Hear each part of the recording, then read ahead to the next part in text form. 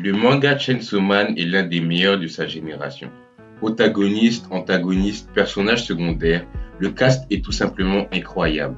Et l'histoire, on n'en parle pas, elle est tout juste exceptionnelle. Si la partie 1 a su mettre tout le monde d'accord, la partie 2 est souvent critiquée, dite même pas au niveau de la partie 1. Mais est-ce réellement le cas?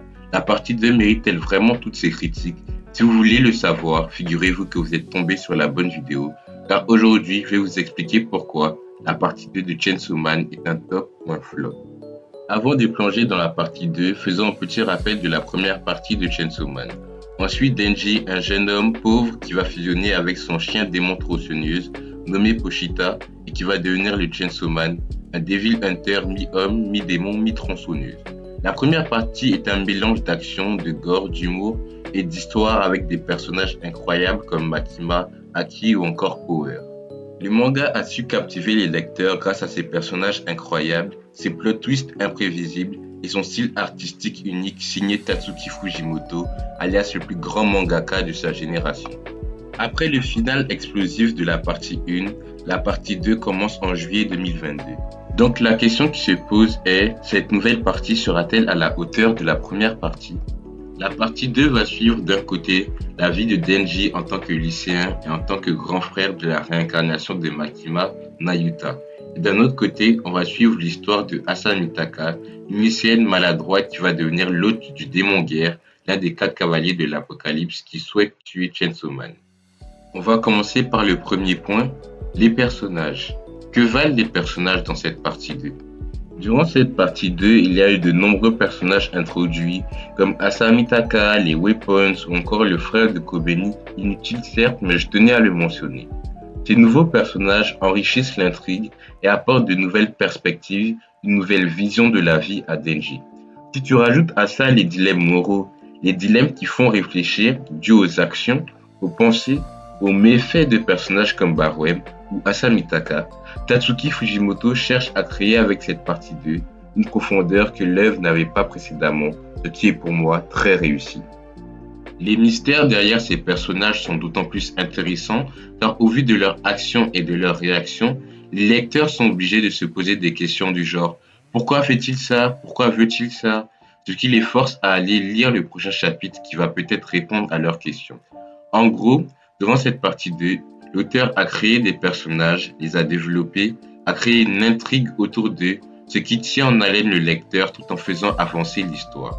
C'est une qualité qu'avait déjà le manga dans la partie 1, mais qui est plus mis en avant et mieux fait dans la partie 2. Parlons du deuxième point, les thèmes abordés. Un des points forts de cette nouvelle partie est la meilleure exploration de thèmes profonds comme la solitude, la quête de sens ou la remise en question à travers divers personnages, ce qui nous fait les aimer ou les détester. Cette deuxième partie nous pose également une colle en nous posant directement cette question. Qu'est-ce qui différencie l'être humain du démon? C'est pas à moi de répondre, je vous laisse les commentaires pour ça. Bref, en gros, ce thème il est à prendre sous différents angles et points de vue, comme plusieurs thèmes de cette deuxième partie, ce qui a le mérite d'ajouter un plus à cette partie 2. Passons au troisième point, c'est-à-dire les protagonistes. J'ai la flemme de parler d'eux, donc je vais faire ça brièvement. Asa et Denji sont aux premiers abords des protagonistes répugnants, repoussants, je vais pas te mentir. Mais quand tu lis le manga, quand tu lis cette partie 2, tu te rends compte que c'est des protagonistes réalistes qui cherchent à avoir des vies normales tout simplement. Mais concrètement, pour eux, c'est quoi une vie normale? Une vie où on peut quitter tout le monde, une vie où on peut être égoïste, une vie où on peut être Chainsaw Man? Telle est la question. C'est pour ça que c'est si intéressant de suivre l'évolution de leurs relations et de leur développement à travers cette deuxième partie. On a parlé des protagonistes, mais parlons des antagonistes. Dans la première partie, on a eu Makima, Reze, le Père Noël, le démon des armes. Et concrètement, dans cette partie 2, qu'est-ce que nous avons? Barwem? Non. La sécurité publique? Non. Kiga? Toujours pas. Avant de répondre à ça, laissez-moi vous poser cette question. Qu'est-ce qui fait d'un antagoniste un bon antagoniste? Pour moi, il y a différents facteurs qui peuvent varier en fonction des différentes œuvres. Mais vu que nous sommes sur Chainsaw Man, parlons de Chainsaw Man. Pour moi, dans CSM, voici quelques qualités qu'un antagoniste doit avoir. Les mystères autour de lui doivent instaurer une peur constante et doivent retourner des cerveaux. Et pour moi, celui qui réussit tout ça, le seul antagoniste de cette partie 2, c'est le démon mort. Malgré le fait qu'on ne sache rien de lui, Il a déjà tous les prérequis pour être un antagoniste démentiel. Vous allez me dire, oui, il a manipulé personne, il n'a pas retourné le cerveau, mais laissez-moi vous dire une chose. Un grand homme a dit, un bon manipulateur ne laisserait personne se rendre compte qu'ils ont été trompés jusqu'à la fin. Gamberger et ayez la ref. Mais en gros, ça veut dire que depuis le début de cette partie 2, le chef d'orchestre, celui qui nous manipule depuis le début, celui qui a rendu le monde de Chainsaw Man dans cette partie 2 tel qu'il est, c'est lui. Mais c'est une théorie, donc je m'éloigne un peu du sujet, mais tout ça, c'est pour dire qu'au futur, le démon mort sera un antagoniste dont on entendra le nom partout. Après avoir mis en avant ces 3 points, je veux répondre à la question suivante. Pourquoi cette partie 2 est si controversée? C'est tout d'abord à cause des bandeurs de combat.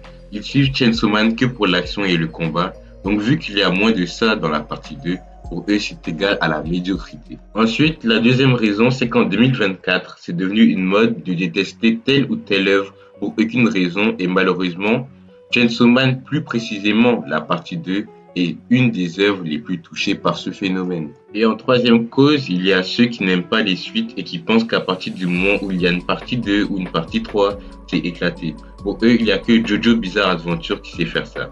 Ceux qui se reconnaissent dedans, je tiens à vous le dire personnellement. Essayez avant de juger. Maintenant, si vous vous reconnaissez dans aucun de ces cas, dites-moi tout simplement pourquoi vous n'aimez pas cette partie 2 dans les commentaires. En conclusion, cette partie 2 est-elle un top ou un flop? Cette partie 2, c'est plus qu'un top, c'est une réussite. Les personnages sont incroyables et les chapitres sont plus que prenants. Cette partie 2 est égale, voire meilleure que la partie 1, et ça, c'est pas une supposition, c'est un fait. Sachant qu'en plus, elle est toujours en cours de parution, tout ça n'est que le présage d'un futur banger. Je dis pas qu'elle est parfaite ou qu'elle n'a pas de défauts, mais je tiens vraiment à préciser qu'elle reçoit une haine injustifiée. Bref, j'espère que cette petite vidéo vous a plu. Si j'ai omis des trucs ou que vous avez des choses à rajouter ou des critiques à faire, l'espace commentaire est ouvert. Sinon, je vous souhaite bonne journée ou bonne soirée. Moi, j'ai un film à aller regarder avec mes potes. C'était L'Homme de Shinobu. Peace.